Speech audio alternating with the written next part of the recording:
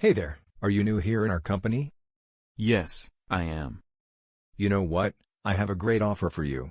It will really help you in your financial needs, and if you agree, I can help you be promoted easily. Really? I am in great need for financial support now. I'm glad to hear your offer. Task will be very simple, you just have to make excess products and we will sell it by ourselves on a normal price. Don't worry, I hold a position here so no one will know our sideline. If you agree, I will give you 25% of the net sales. It's a great deal. When will we start? What is embezzlement? Embezzlement is the purposeful stealing, retention, or misuse of funds and/or assets entrusted to an employee by an employer or organization. In embezzlement, the embezzler obtains assets legally, but the assets are used for unintended purposes. Understanding embezzlement. Embezzlement occurs when a criminal takes or uses money from a company or an agency without consent. A criminal can take small amounts of assets over a time to prevent administrators from noticing, or they can take a large amount at once and use various methods to cover up the crime. The criminal wrongdoing sometimes involves moving funds from one account to another or writing fake checks to ensure that the missing money goes undetected. In some cases, embezzlement can take several years before the owner or finance department discovers the illegal activity. And now let's talk about the types of embezzlement. Embezzlement takes several forms. For example, some embezzlers go undetected for years, buying from above the funds they use to control. This means that they take small amounts of money from a large fund over a long period, hoping that the missing amounts will go unnoticed. In other cases, the person will immediately take a large amount of money, and then try to hide the stolen funds or even disappear altogether.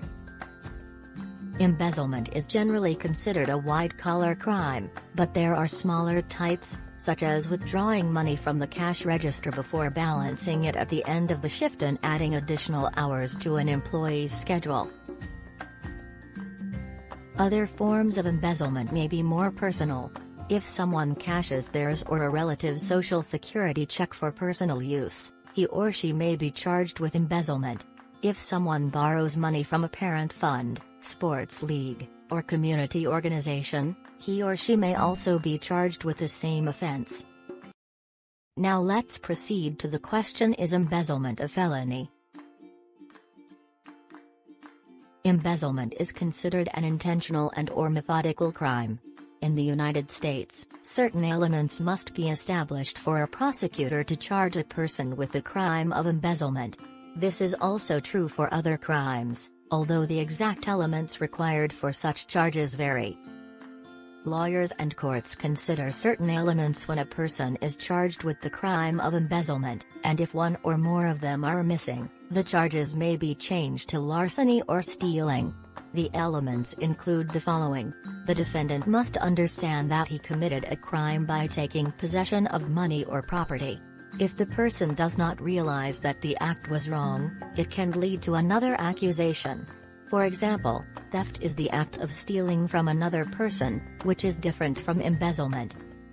A person accused of embezzlement should not assume that the money or property rightfully belongs to him. The crime consists of the unlawful deprivation of a person's property.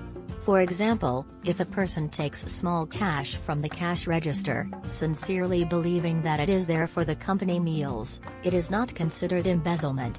The individual believes that it is what the cash should be used for.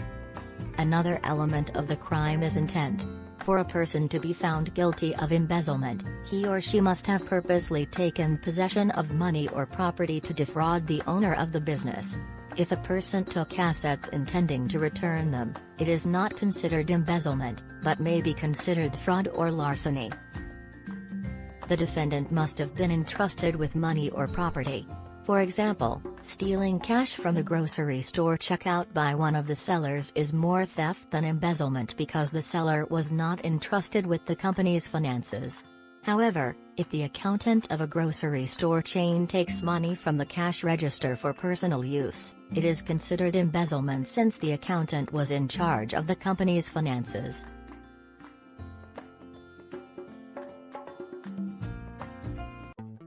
One notorious example of embezzlers are Ferdinand and Imelda Marcos, who are alleged to have siphoned more than $100 million from the Philippines.